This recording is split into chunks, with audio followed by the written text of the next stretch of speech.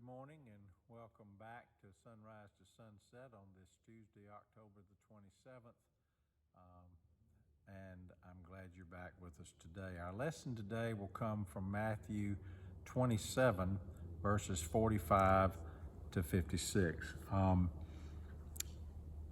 Today is the day that we focus on the death of Jesus. And Matthew's rendering of this begins with it being the sixth hour and there was darkness over the land. Now, just so you know, hours began in the morning at 6 a.m. So the sixth hour of the day would be about 12 noon in ancient time. And it lasted until the ninth hour. And it is at that ninth hour, which would be about 3 p.m., that Jesus, according to Matthew and according to Mark, these words are not found in Luke or John, but here is where Jesus cries out, my God, why have you forsaken me?" Now, one of the things we need to remember about this is these are the very first words of Psalm 22. My God, why have you forsaken me? And again, it shows another Matthew connection to the Old Testament. And then, of course, they don't really know what Jesus is saying because he's obviously in a lot of pain and he's near death, and so they're wondering what he's crying out. And some people wonder, well, is he calling out Elijah? Well, lo and behold, that is also told in Mark. And again, that connection to the Old Testament, very relevant here. And so during this point of confusion, that's when they put a sponge and fill it with vinegar, and they put it on a reed and they give it to him to drink. And then they mock him some more about whether Elijah will come and save him. And then with a loud voice, he yields up his spirit and he dies.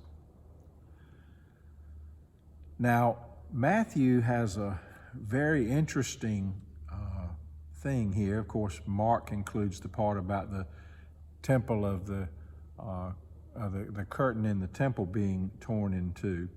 But Matthew includes rocks being split and the bodies of the saints who had fallen asleep being raised.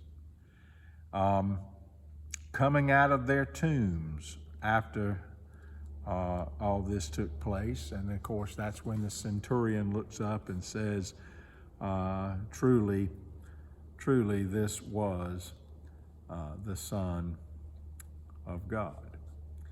Now, all of the Gospels report the presence of women being there at the time of the death of Jesus. They were witnesses to the crucifixion.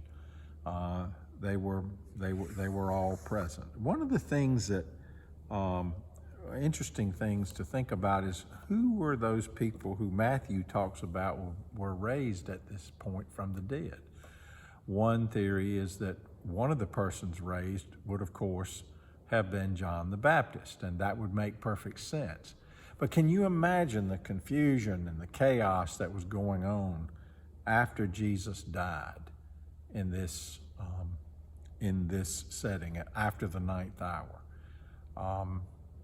It's just hard for any of us to imagine. You know, Judas had already committed suicide.